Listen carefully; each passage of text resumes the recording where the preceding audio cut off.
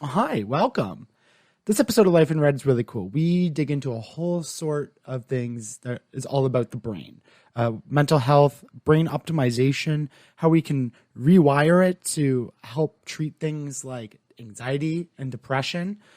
You might recognize him. He is from season 8 of Big Brother Canada, the season, that was canceled due to COVID.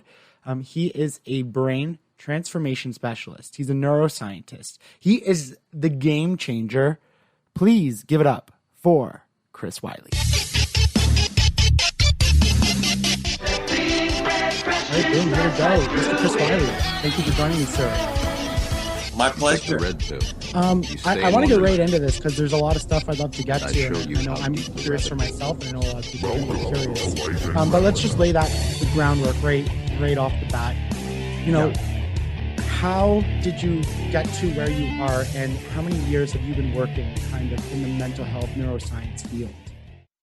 Yeah, great question. Well, I mean, how I got into this is I had a brain that was in big trouble myself, and turned into my own personal mission to figure out how to optimize my brain. So getting into neuroscience, into mental health, wasn't what I initially set out to do. I was planning to go to Harvard Law School, Yale Law School, get a Yale business degree, Wall Street kind of thing.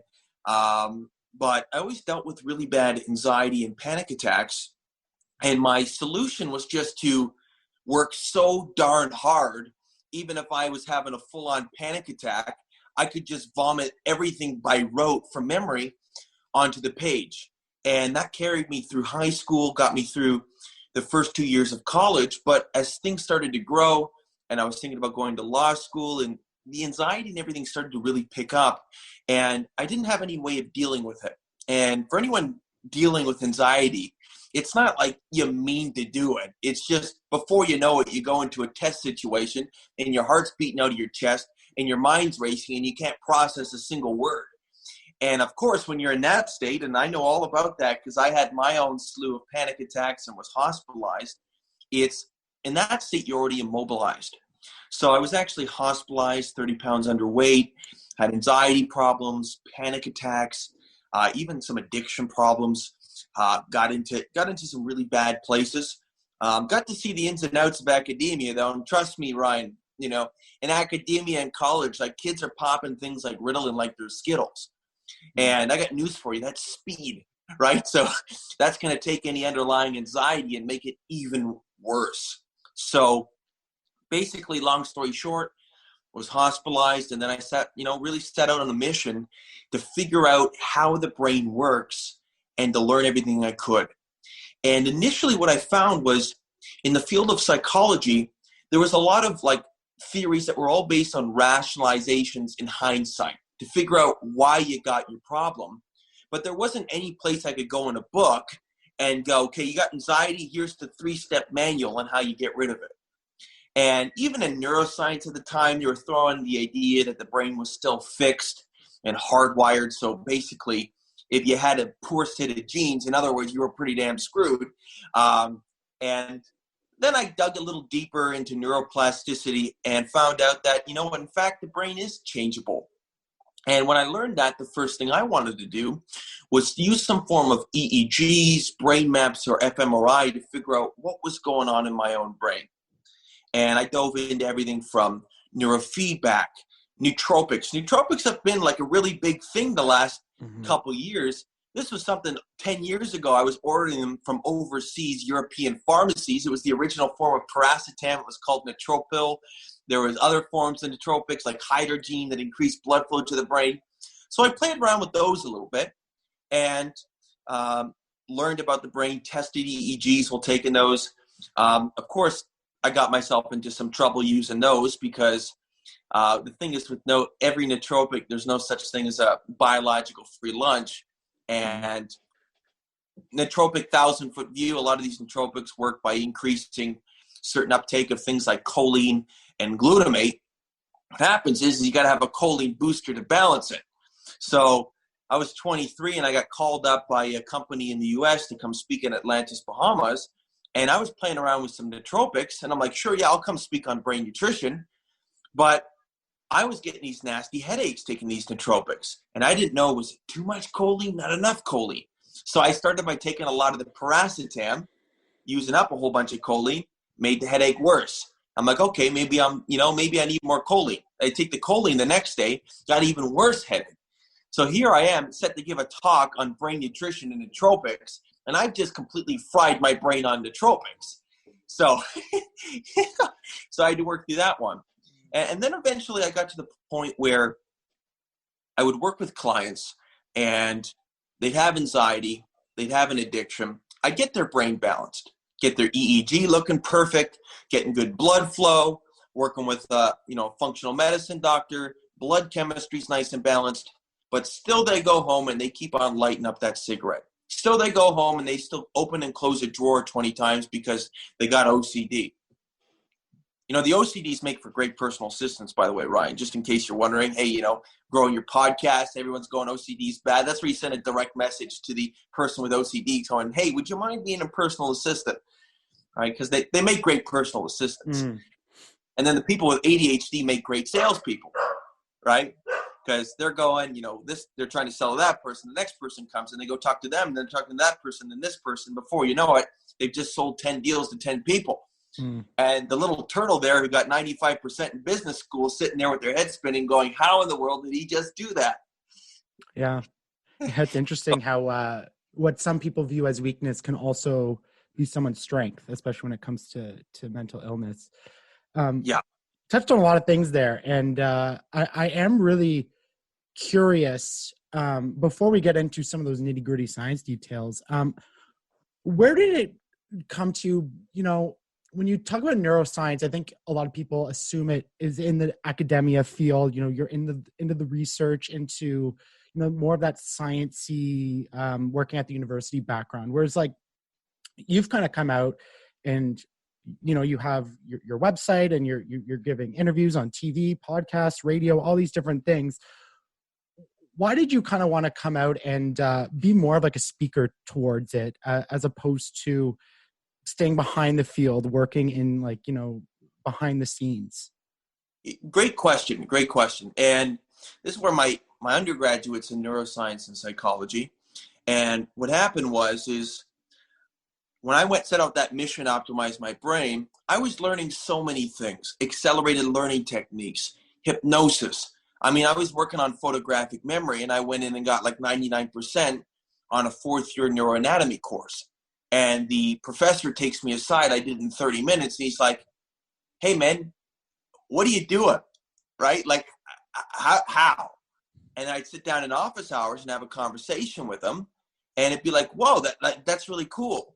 So I was always kind of a trailblazer, like going off and learning on my own. And what happened was it was just the end of 4th-year university. And I'd put some videos on YouTube, and some companies in the US had seen it. And they're like, hey, do you mind coming down and speaking for us? And I basically ended up making a whole professor's salary for one talk at the age of 21. I was like, well, that's pretty cool, right? So very quickly, it's like, okay, I'm going to run my own business. And I've always been kind of a free thinker. That said, you have to learn from experts. Apprenticeship's the most powerful way to learn. So initially, I started learning from a few different neuroscientists who took me under their wing, taught me what they knew. And I was actually at university. I was working in a clinic with a doctor using EEGs, neurotechnology, hyperbaric oxygen therapy. So I got a ton of experience under my belt really quick. And I was always more interested in how can I help people engineer changes in their brain and behavior versus trying to understand things and explain them in hindsight, right? Because the field of academia, it's a slow process. It's a very slow conversation, right? For me, I wanted to look at someone who had anxiety as how can I help this person get rid of the anxiety, not in years, but in minutes. So I just went out and found people who had the skills to be able to do that. And I eventually got into, in the field of psychology, I got into what's called neuro-linguistic programming. And that's basically a methodology to help program your behavior and thinking. So I went, okay, who created this field of NLP? Because I'm going to learn from the guy who created the whole thing, because I don't want someone's regurgitated Cole's notes of NLP. I want the pure source. So it turned out a guy named Dr. Richard Bandler was a co-creator, and NLP is all about linguistics, suggestions, techniques. So I went to him and I saw him bring a person on stage who had a phobia. And literally in 20 minutes, he did an NLP technique and a bit of hypnosis, and this person was riding up and down an elevator. And I saw that and I was like, okay, that's cool, right? Mm-hmm. I want to help people like that. If they have come in with a problem, I want to be like a mechanic and help them to get rid of the problem. So I basically went up to him, told him I was the best student he ever had. He didn't know it yet. And 6 months later, I was touring around with him learning. So, one route, if you're going to become a medical doctor, you got to go through medical school. If you're going to be a neurosurgeon, you better darn well be highly trained and have thousands upon thousands of hours of co-op and training, knowing what you're doing.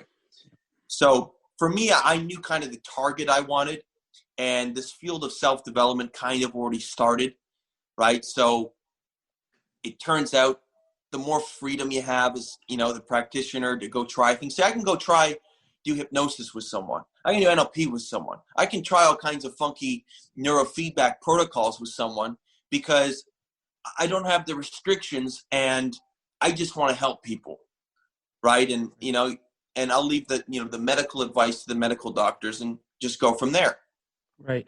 A couple of things you brought up. I love that there are science communicators kind of like you who are out there who are explaining this stuff in a digestible way where it's not just stats, figures, numbers, and that bogs people down and doesn't make them confident in getting into getting better, really, because you just kind of get bogged down in the science words. Let's dive into this right now. So you said a lot of words, neuroplasticity, EEG, and a lot of these things people don't understand. And especially when you're talking about hypnosis, I think some people maybe put their hands up and they're like, well, what are you talking about? Why would be hypnotizing be something that could help my mental health? So let's talk about those things that you're giving to people, these tools, and you're helping them through. How are they working? How do they, fix these mental health issues? Let's address the big one that gives people the chills, the Halloween chills coming, because it's coming to October. Is a lot of people get the perception that something like hypnosis is where you hang up a watch and you take control over someone's mind. It doesn't quite work like that. And the thing is hypnosis is all about, at least the way I do it, it's all about inducing altered brain states. And what that allows you to do is all our limits and habitual thought patterns are just limited to our normal waking states of consciousness. And what hypnosis can allow us to do is basically a set of tools and methods to help someone change their brain state and access desired abilities. So there's different brain states, and I measured this with EEGs. What's an EEG? It's basically something that measures your brain activity, your brain waves. Mm-hmm. And throughout the course of the day, and your listeners will know this, is you go through different states throughout the course of the day. When you wake up in the morning, your mind's kind of lucid. You have that reverie state. It's kind of that, that bridge between unconsciousness and consciousness, and you start thinking more lucidly. Then as you wake up, you start becoming more vigilant, and your brain waves are changing this entire time. So basically, when I'm doing hypnosis, it's all about identifying what the person wants. So maybe they want to help enhance their memory. So then I'm going to use hypnosis and NLP to basically help that person get into a state where photographic memory, their ability to visualize, is going to be enhanced. Does that make sense? Mm-hmm. Mm-hmm. Right? Now let's talk about insomnia, right? What do you think the insomniac needs? They need to get to that nice, empty, clear mind state and be able to access it when their head hits the pillow. Right? So I use a bit of hypnosis. You could call it directive meditation, where you get someone to a really calm, balanced brain state, and then you basically educate their brain how to do it and get them good at relaxing, or get them good at visualizing, or get them good at controlling the feelings in their body. So the problem is with most seminars, self-development programs, is in order to change a response like anxiety, it's got to be there. right? So if you get someone all nice and inspired and stuff during a seminar, that's great. But if it bears no semblance to the state they're in when they hit back to the day-to-day grind, they're just going to go back to all those same automatic triggers. Right. So with something like hypnosis, it's a tool to help us to create and alter someone's brain state. Now, the field of self-development, they use supplements. They use neurofeedback.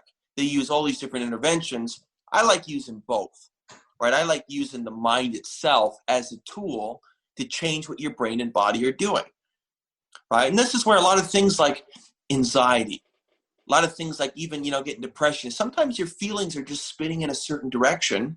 And if you just consciously take control of your feelings, start to reverse them, you can literally change how you feel. And there's a whole set of methods and tools that people can use to start taking control of their mind, of their brain. It's the greatest skill you can learn, right? If you can turn your anxiety on and off, then it's not a pain in the butt, it's an asset, right? Anxiety is only a problem when you're doing it all the time. But even something like anxiety has times and places where, hey, you know what? This helps propel motivation, right? Mm-hmm. Right. If we took all the people and got rid of all their anxiety, right? If we gave them the total anti-anxiety, most powerful dope on the planet, and they all smoked it, and they got no more anxiety, I'll tell you, the motivation, productivity would be in the toilet. Mm-hmm. So one of the biggest problems is people look at these things like anxiety.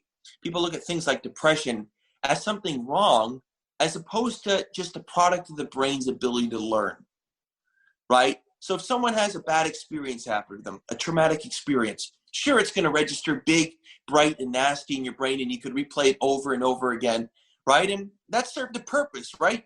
People don't want that. You don't want that to ever happen to you again. So it registers in the brain. But that doesn't mean that something's wrong with you. It just meant that your brain learned and coded that experience big, bright, and vivid, right? So all you need to do is, if you want to get past it, change how those thoughts are represented and begin to replace them with new things to move towards. Mm-hmm. So I'm really, really fascinated by basically the properties of the mind and our ability to basically change our mind, to change how we think, how we feel, what our brain does, and really start to design and engineer the person we want to be, the future we want to be, and the skills and abilities we want to have. Mm-hmm. As I've been, speaking and advocating in the mental health realm, I've connected with a ton of different people who, have their thoughts and theories on the way they advocate for mental health. And I've kind of found, I don't know if you share the same, there's two kind of categories I find when you get into this. There's one where I kind of fall into, where I am highly motivated. And when I'm giving speeches, I'm talking about things kind of like you're talking about, as being proactive and doing all these things to try to give your mind the best chance to succeed. Then you kind of have another one where it's more, I guess, you kind of sit and wallow with it, that you just kind of accept this is the way it is. And it's not really, you just got to live with it, and everything's, supposed to be okay, and or you're not supposed to be okay. You know what I mean? So I guess the motivated, demotivated. Yeah. Is there a way to take those demotivated people and try to show them, the things that you're trying to teach? Like, are there ways that you try to reach out to people who might not be highly motivated, but you're like, I know I can help you? Like, how do you kind of get them to move in that direction? It's a great, great, great question, right? You got people on the island, the land of accept yourself, and let's have a pity party, right? And, this is potentially genetically determined and so and such. Then you get the people on the other island going, hey, you know what? You can create the destiny you want. You just got to make a decision today, take massive action. Boom, you can do it, right? How do you bridge that gap? Well, if you had a bridge and you had a bicycle and you showed someone how to ride the bicycle, they'd be able to get themselves across the bridge. It's just nobody teaches you how to ride the bicycle across the bridge. And basically what that is, that's a metaphor for teaching people how to control what their brain and mind do. And what the people who are on the accept yourself island, what they miss is the fact that when you were born and you were 3, you were 4, I can guarantee you weren't depressed. I can guarantee you didn't have generalized anxiety. And what does that mean? Right? Everyone talks about all behavior is belief-driven. It's more like all behavior is learned. So they learned to get depressed. They learned anxiety. right? Which means if you can learn it, it means you can unlearn it. And sure, you might have certain predispositions. Everyone may have a weak point, but that's all the more reason why you want to learn how your brain works so you can turn those weaknesses into strengths, right? So someone's sitting at home and they feel depressed, right? The one thing that's going to get them motivated and convinced that they can change is by producing changes with them in that moment. So when you're working with someone, and when I work with someone with depression, the most important thing is not me saying, hey, look, you can live and have a better life. Hey, look, you got a future, you got to go for it, you got to focus on. The most powerful thing I can do in that moment is do something that they don't think can be done.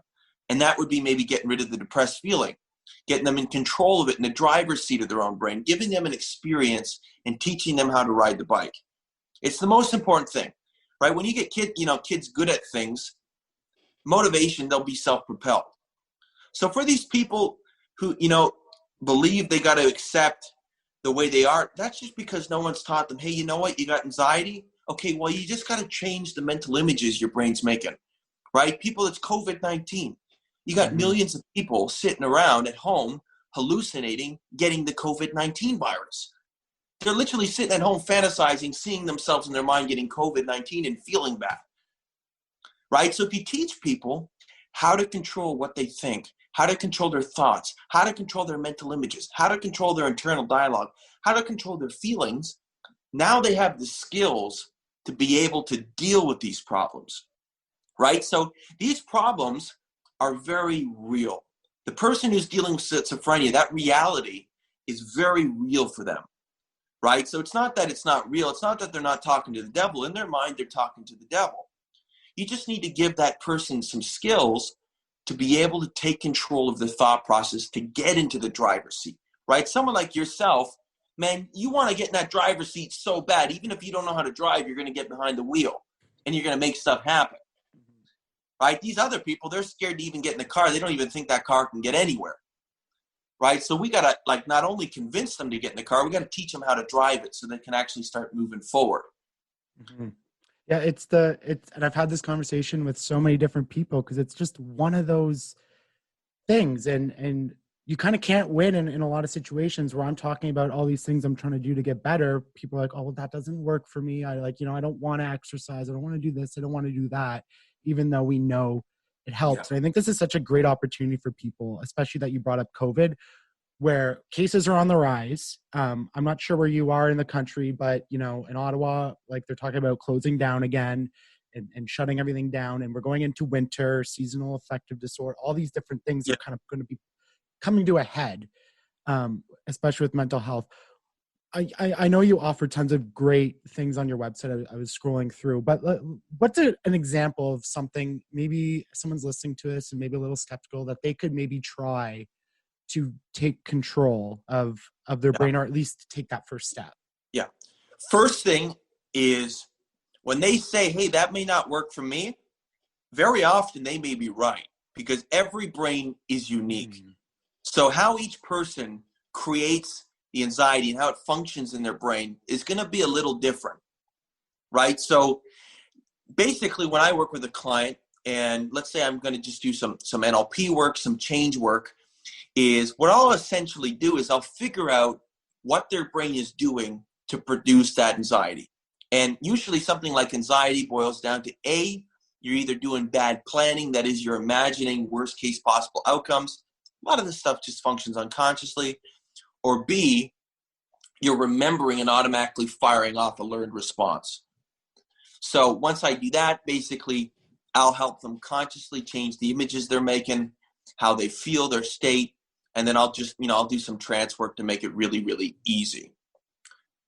Now, if you're dealing with something, so you got to identify. So the first thing kind of you got to do as a human being is you got to identify objectively what your strengths are and then what your weaknesses are. And then you figure out ways to turn the weaknesses into strengths. It's pretty simple, right? So there's lots of things you can do. Yeah, sure, exercise will boost your dopamine, will boost your brain-derived nerve growth factor. It'll make you feel better, right? But maybe that's not doing it enough. Okay, so that's one little piece, right? Then you go kind of the mental piece, and you start learning about, okay, what can I do to optimize my mind? Okay, maybe a little meditation, maybe a little NLP. Hey, you know what? Maybe I'll do a little neurofeedback to help balance things. Now, what I do is when I work with someone is I've kind of done all these things throughout the course of my career. So I do EEGs, brain maps, neurofeedback. I'll do an EEG and a brain map if I think that there's something neurochemically imbalanced. So if I work with someone with anxiety or depression, I think, you know what, there might be something neurochemically and functionally imbalanced. I'll do a 20-channel EEG and brain map just to check. And really, people love the objective feedback. They love seeing their brain on the screen, how it's functioning.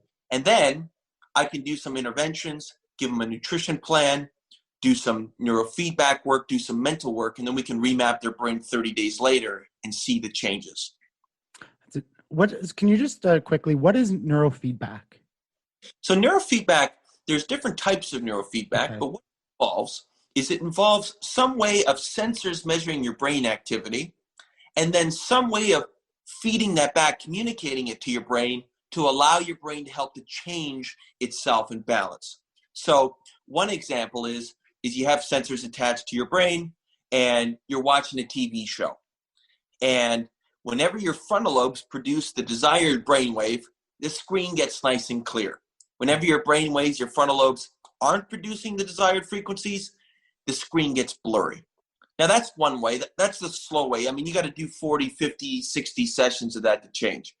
Another form of neurofeedback is you have sensors measuring your brain activity. Whenever your brain, let's say, is producing a nice balanced alpha frequency associated with focus, calm, the music's clear. Whenever your brain produces that nice alpha frequency, the music fed into your ears is clear. Whenever the brain isn't doing that, the music starts getting jumbled up. So that is basically a little feedback mechanism to help increase your brain's production of the desired brain waves. Right. Okay. Yes. Just wanted to make sure that, don't like tossing out big words that I don't understand. So, yeah. I am curious about one thing that I've really kind of been focusing on, I guess for the past year is how nutrition and how everything plays into our mental health, learning about gut microbiome and all those different things. What are things that you do to feed your mind? You hear things like fish oil or omegas. Again, we get a lot of buzz terms without that education. What they do. I mean, you did mention one of the king supreme brain nutrients there in DHA. Now, most people don't know why. Mm-hmm. Now, basically, DHA is a fatty acid, and if you look at studies, every study done on fish oil, DHA, so DHA is the molecule in fish oil that produces a lot of the brain benefits. Every study done on fish oil has basically shown positive benefits.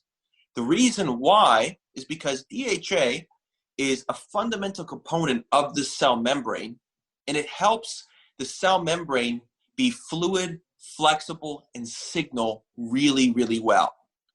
And when we have better signaling, when our cellular membranes, which are communication devices in our brain, signal better, we have better communication, better signaling in the brain, which is going to mean better neurochemistry, better thinking. So DHA fish oil improves thinking, improves memory, because it gets the cell membranes working better, and it increases neurotransmitters like dopamine, which boosts motivation, boosts focus. Now, you may be thinking, okay, well, what kind of fish is best in DHA? Now, which do you think has more DHA? The little swimming kind of small crab that's right near the shore on the St. Lawrence, or do you think the deep Alaskan king crab at the bottom of the ocean has more DHA? Which one do you think has higher DHA concentrations?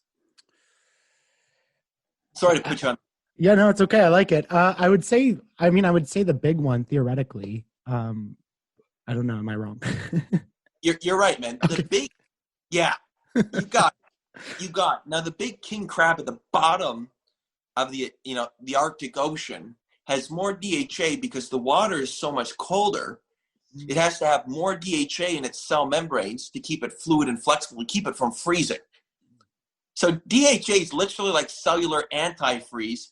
Now, when we look at every disease, Alzheimer's, Parkinson's, dementia, what do we see?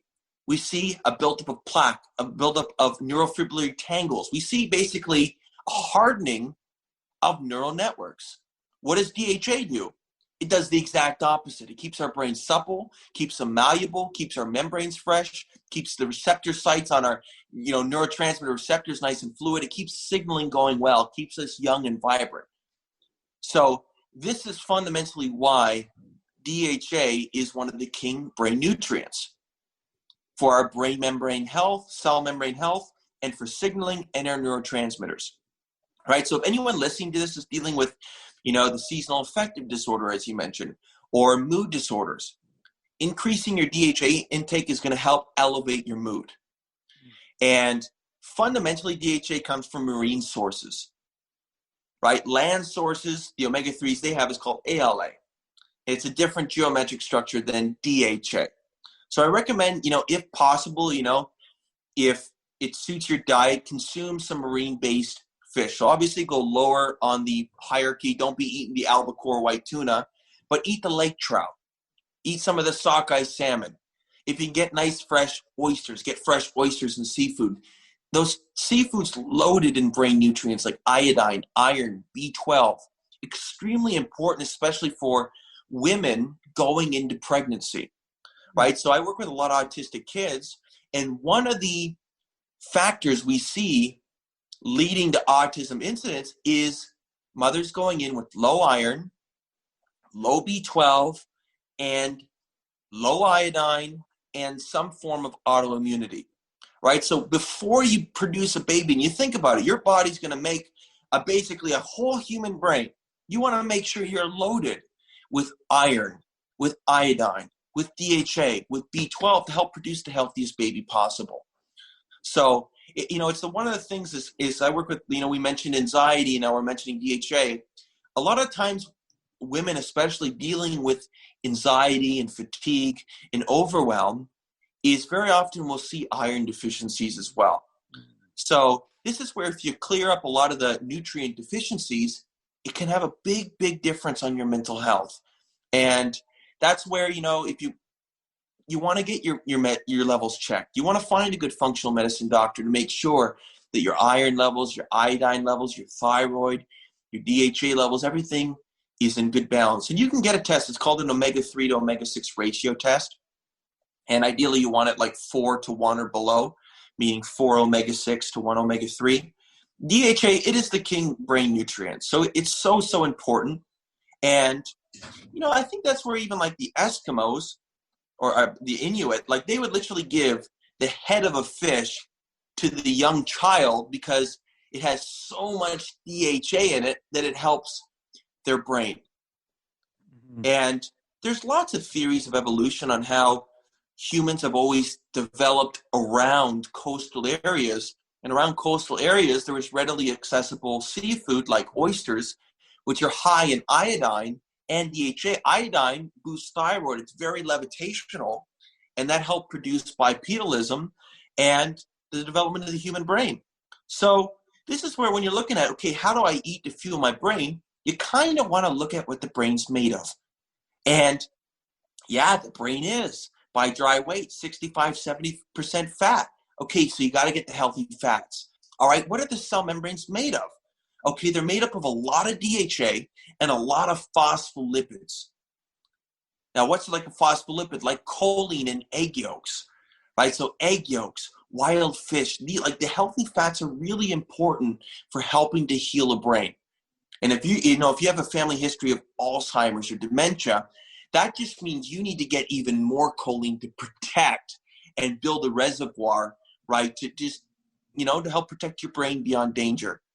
And, the nice thing about people listening to this is if you do have a brain problem or if you are worried about something, it's just a prime opportunity for you to learn about yourself, to learn about your brain, empower yourself, and then start to share that knowledge with other people. And there's always sorry, go ahead. How? Yeah, no, I was just going to jump in there. And I think that's such an important point that whether you have a mental illness or not, I mean, right now, especially where we are at in the world with protests and I don't know if you watched the debate last night, but holy shit, Yeah. The pandemic, all these different things that are just causing us so much mental anguish. And again, if you have like, this all applies. And I think that is a very important point that even though we might be talking about people with anxiety and depression, I mean, we, like you said, right off the top, we all experience anxiety, and this can help everybody. It doesn't matter if you don't, you don't have an issue with it or not. Wrote down a lot of different questions here because I was watching some of your videos on your Instagram, which was really great. I want to go back to the learned state, okay. Especially when it comes to anxiety. Okay. So when we're kids, and growing up, and we experience all these, maybe traumatic events or different things in our lives, Mm-hmm. how much does that truly relate to what we experience, later in life, especially once our brain has stopped kind of developing? That's a loaded question. Okay. And look, absolutely, our upbringing, the environment, the models of behavior we're surrounded with growing up will shape our neurology. It will shape our brain. And this is where the one promising thing about neuroplasticity is we could take a child from China, we could take a child from India, from Africa, from South America, from the Arctic. And Ryan, if we wanted to teach them how to play hockey, we could teach them to play hockey. They have the neurology to learn and develop skills. So the most promising thing about the brain and neuroplasticity is it happens throughout our whole life. And that means we can constantly be learning, adapting, and changing.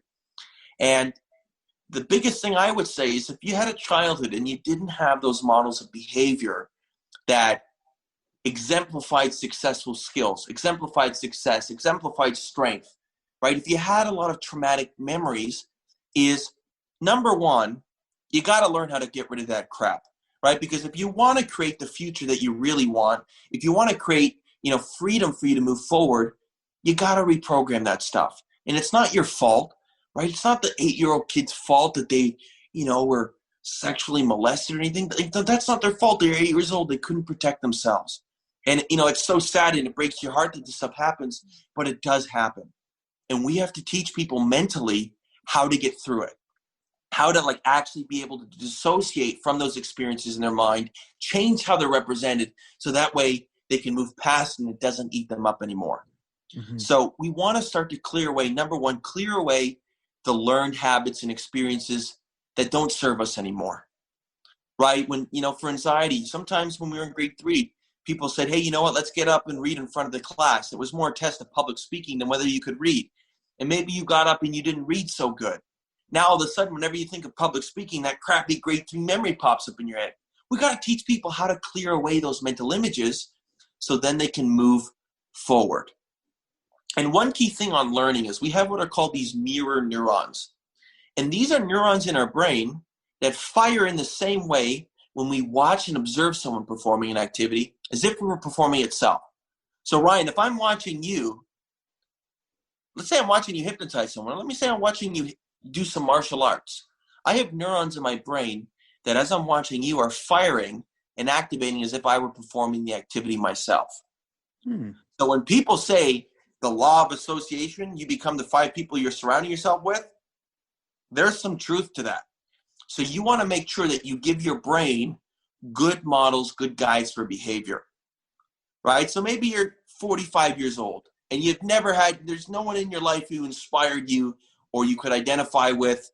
That means right now you want to go out and find someone on this planet who has some skills or abilities that you want to have, and you want to start modeling them. You want to observe them perform, because the more you watch them, the more your mirror neurons are going to fire, the more you're going to become like them.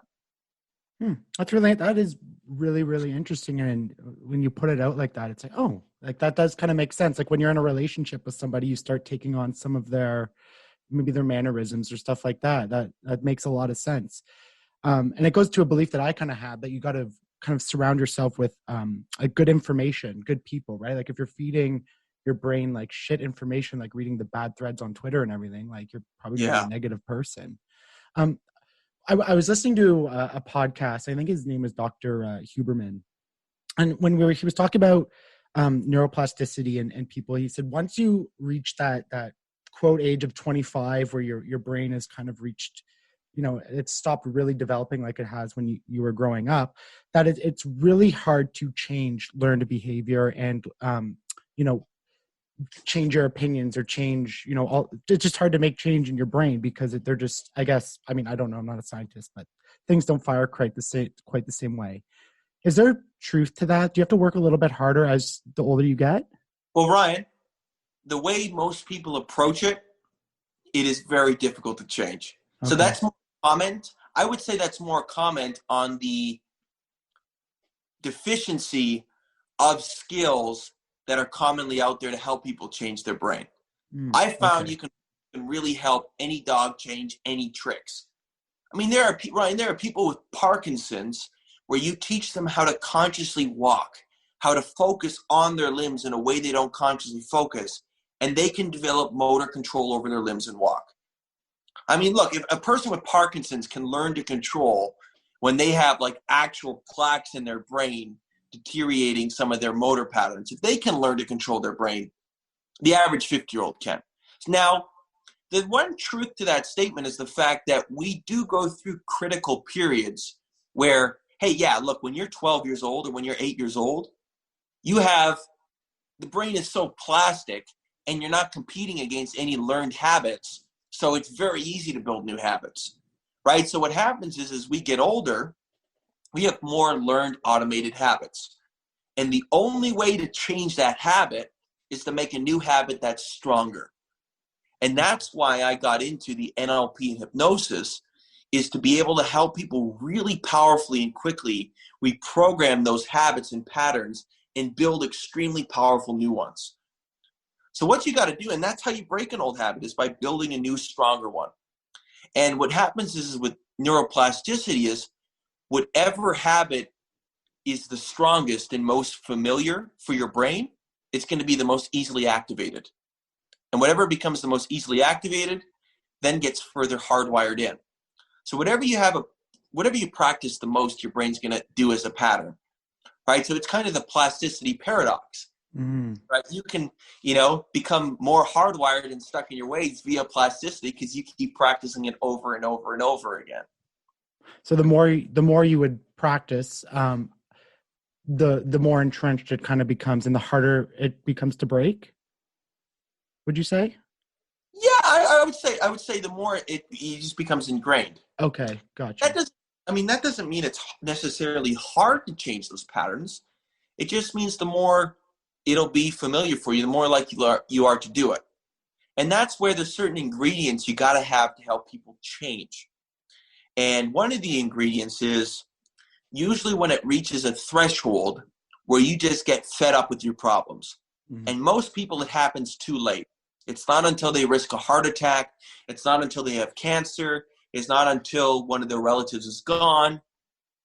That point is too late. So what we want to do is when you're working with someone and you want to help them change, you want to help them get rid of that smoking habit or get rid of that cocaine addiction, you have to help bring them to that state of being totally fed up with their behavior.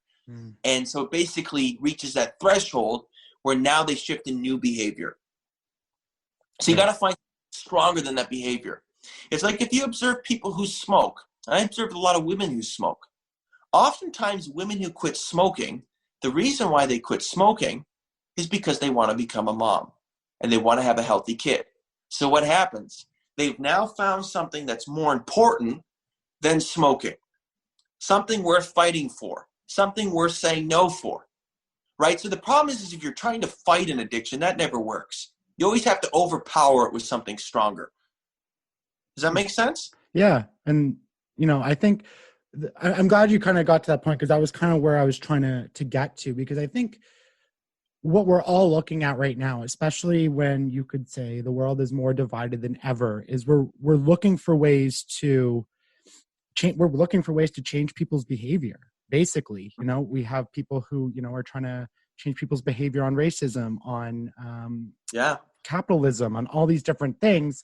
And we kind of have, shouting matches and name calling and all these different things. And, as a person involved in mental health, I'm like, okay, how with no science background, mind you, I'm in radio, but to try to get people to see our points of view in a psychological approach.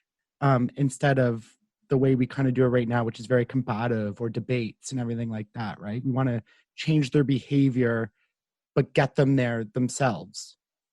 That's the magic question. Yeah. Right? The magic formula. Now, the thing is, Ryan, is every person's a little different. So basically, they say you can't make the horse drink. You can make the horse drink. It's just what you have to say to one horse to make it drink is going to be totally different than another horse. Mm-hmm. So this is where the more skilled you get as a communicator, the more you can structure your communication to get someone to look at the situation in a way that gets them to change. Now, that onus is on you, right? If people are paying you to do coaching with them, to do training with them, that's your job, Ryan, to figure out how their brain works and then structure your skills and teachings to make it so it registers in their brain. That's the golden rule. That's brain-based persuasion, is you figure out how the brain of the individual works in front of you and you structure your communication so it registers with them. I'll give you an example.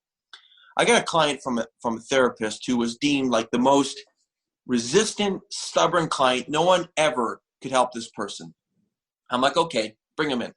So I have him sit in the chair. And I say I'm going to do a technique with this person that's going to work. They go, like hell, it's going to work. I say, you're going to go in a trance and close your eyes. They keep their eyes open, right? So what I do is, of course, is I have them sitting there. And I grab a piece of paper. And, of course, they don't think nothing's going to work with them, right? So if I start going in, tell them I get this great technique, it's going to help you get rid of anxiety, they're going to go, yeah, right. So what I do is I grab a piece of paper, and I write on the paper, I write a little something. Then I fold the note of paper, put it on the table that's in front of the chair. He's sitting on the chair. And what I do is I go, in a moment, I'm going to do a little technique. His eyes are closed. And in a moment, you're going to be completely stiff, completely frozen to the chair. And I go from 5, and I go, when you're there, when I get to 1, you're going to be completely frozen. You're not going to be able to move, like get up and grab that note.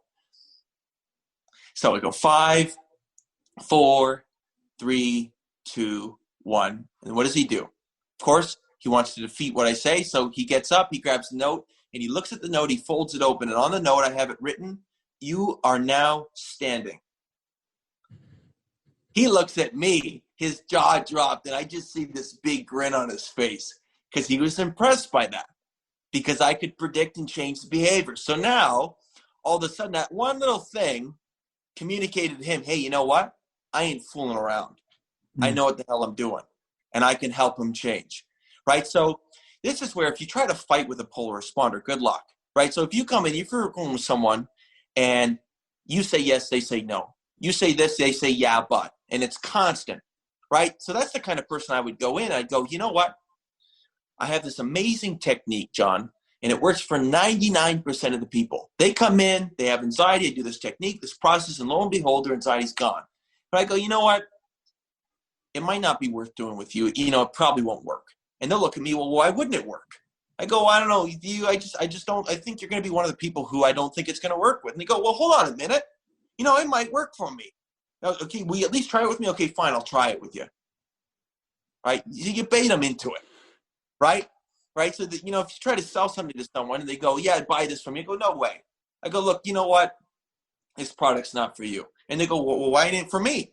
I go, you know, you're just probably not the person who's going to absolutely love this product, get so much joy out of it. That doesn't seem like you. They go, wait a minute, it might be me. Okay, maybe. Right? So you got to really. So there's these different things. So there's different processes people use to motivate themselves. That's an example of a congruent or a polar responder. So when someone says something, you can either respond and agree, you can have a polar response, or you can have a meta response. Oh, I understand that. Ryan, I'm going to do a technique. It's going to work. Like hell, it's going to work. Polar response. Congruent response. Okay, yeah, it's going to work. A meta response would be, I understand that. So you want to kind of identify when you're communicating to someone how they respond. You there? Yeah, got it. Right? So that's going to tell you what to do. Now, often, very times, this is where therapists, these kind of clients drive them nuts, right? Because the therapist is trying to get through, hey, look, you're just not talking to the devil. And they're like, you know what? The devil said you'd say that. Right? Like, and they just, constantly have a response, right? And they get so used to outsmarting the therapists and stuff, and they have fun giving them headaches, right? So you got to learn how their brain works, and they give it away with their language, what they say, how they say it, and then be able to use that to your advantage. Does that make sense? It does. And it's, I think a lot of people should should listen, like just isolate that one piece right there and just, it would solve so much of our issues. It's basically, we're not talking to each other and we're not listening to these principles of, I guess, engagement or of communicating. So it's interesting. But before I let you go, I'm always curious, you're a high performer, you're doing all these different things, you're helping people. I'm just curious, can you give a little insight on what a day is like for you to help reach that part where you're going to be good and you're going to be able to perform at a high level mentally to be able to accomplish all the things that you're trying to do in a day? Absolutely. Now, one thing I always do is you always want to be managing your neurochemistry, your brain state. You always want to do things throughout the course of a day that produce good neurochemistry, produce good thinking. So if I'm having a bad day and I don't feel good, I never contemplate my business or life. I never try to write in that state, right? That's not where creativity pours. So I have certain practices I do. I'll meditate for 30 minutes before bed. In the morning, I'll be in a more of a ketogenic state. I'll work on my most important business things. Late afternoon, I'll get a workout in. I'll lift some weight. And then I'll do some more work afterwards. So I'm constantly doing things to elevate my neurochemistry, to get myself in a good state to think from. So the most thing I would encourage people is don't take things too seriously when you're not in a good state. Don't worry about your book. Don't worry about figuring out your life when you're not in a good state and it's 11:55 at night, you're trying to go to sleep. That's not the time for that. Get yourself into a really good brain state first, then work in that state. Every musician knows that. You get into the right state, it pours. Tsunami of creativity. And you get other times the well is completely dry. All you got to do is figure out, how do I open the faucet, and the rest is going to take care of itself. So get yourself into a good brain state. I like being more ketogenic during the morning and throughout the early afternoon for the mental work, for getting a lot of business work, get work with clients. In the afternoon, I'll focus more on gearing up for, an intense workout. That's kind of my own personal time. And for other people, it might be painting, it might be mountain biking, it might be doing martial arts. You definitely want to take some time to basically get your brain juice up and work on yourself and let your brain just kind of be free. You want to get into those free-flowing trance states. We all need it. And it could be running, it could be meditating, it could be going for a walk. Just get into the states where you can just be totally present in the moment and enjoy what you're doing. Mm-hmm. And the other tip of that is, it's a lesson that I've had to learn, is you want to minimize any dip. Life is going to be tough enough. The last thing you want to do is take problems too seriously, right? When you take problems too seriously, you get in trouble. You got to keep a sense of humor, got to keep your wits about you, and you got to optimize the moment. So you minimize all the bad things. Doesn't mean an employee won't steal from you. Doesn't mean a COVID crisis won't come and completely screw over your restaurant business. It's just you make a decision that you're going to optimize the moment. And if there's any way of optimizing the moment, you're going to be the person who finds the way. And if you just keep focusing on making every situation as positive as possible, it's just going to be hard to hold you down. You're going to find a way. Yeah, excellent points. Absolutely. Listen, I super appreciate this conversation. A lot of insights, a lot of things to think about, and not only implement in my own life, but to spread around. I know people can book sessions with you. You have speaking stuff. Where can people find, your information and how to get in touch? Well, they can go to the website. So that's www.thegamechangerchriswyllie.com. I'll have any upcoming trainings, seminars, webinars on there. With COVID, I have developed a online community where I do weekly training webinars. We covered a lot, right? So what I do in the training webinars is I'll break down one topic, be it memory, be it getting rid of anxiety, being it brain-based communication, and I'll just explicitly and in-depth teach that topic. So that's a webinar community I built. On Instagram, social media, I have my own personal page, which is the Game Changer, Chris Wyllie. That's kind of everything I do, from mind, body, spirit, everything. I have a business page, which is everything all brain, and that's at the Game Changer Inc. So that's something where I'm going to be launching just a ton of content, library, everything you need to know about the brain, the mind, etc. Because, we cover it a lot, but it's important, right? Okay, if you have anxiety, how do I change a mental image? Well, here's a little formula to do so. So that's the kind of stuff you'll find on the business page on Instagram. And those are the main spots. I'm on Twitter as well. But that's where you want to find me. So if you're learning this and you're thinking about it, it could be two things. A, maybe you got some problem you want to deal with. Then maybe you want to do a session. Or maybe you want to learn these skills and apply them in your business or apply them in your own coaching career and help other people. That's where you'd be looking more at like a training practitioner seminar. And that could be an NLP practitioner seminar. It could be a brain-based persuasion seminar, or just the individual seminars that I do, like on memory, on learning, and that such. Oh, man, definitely going to check that stuff out. I hope you all do too. Chris Wyllie, thank you so much, sir. This was a real pleasure. My pleasure, Ryan. Thank you. Okay, cheers. Cheers.